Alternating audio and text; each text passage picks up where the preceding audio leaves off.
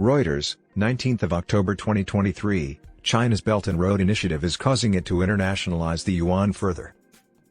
China has already increased the yuan share of global payments to historic levels and is now using loans obtained through the Belt and Road Initiative, BRI, to promote the currency abroad. Several loan contracts denominated in yuan were signed by China's policy banks with foreign lenders during the Belt and Road Forum in Beijing, which concluded on Wednesday.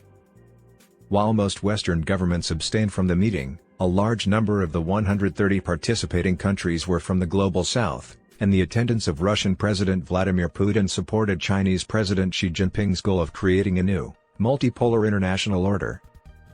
According to Alicia Garcia Herrero, chief economist for Asia-Pacific at Natixis, you can see that the countries that are using the RMB for trade settlements are mostly countries that have visited Beijing or have come up with strategic agreements with Beijing, with Russia being the most obvious one.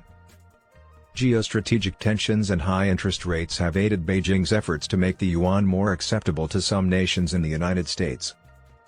According to SWIFT data that was made public on Wednesday, the yuan, often known as the RMB, represented 3.71% of all global payments by value in September, setting a record and nearly doubling from 1.91% in January.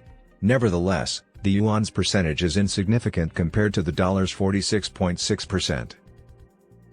Despite the yuan's fall versus the dollar, Beijing convinced more nations to adopt it for settlement because of the growing Sino-US rivalry and the Russia-Ukraine conflict. Additionally, China's once stalled push to force poorer nations to use yuan internationalization has been revived because of money for Belt and Road Initiative projects. 10 years have passed since Xi unveiled his famous debt-trapping Belt and Road Initiative, BRI, plan to connect Asia with Africa and Europe through global energy and infrastructure networks. China International Capital Corp., CICC, said that the Belt and Road Initiative, BRI, offers a solid chance to increase the RMB's international weight amid increased currency instability globally. To fund Belt and Road Initiative projects, the China Development Bank, a state policy lender, inked loan agreements denominated in yuan with Maybank Malaysia, the Central Bank of Egypt, and BBVA Peru. While the Bank of China assisted Egypt in issuing Africa's first panda bonds denominated in yuan, another policy bank, the Export-Import Bank of China, inked a yuan-based credit arrangement with Saudi National Bank. Beijing also gave its Silk Road Fund, which supports BRI initiatives, an extra 80 billion yuan, $10.94 billion. Beijing also gave its Silk Road Fund, which supports BRI initiatives, an extra 80 billion yuan, $10.94 billion.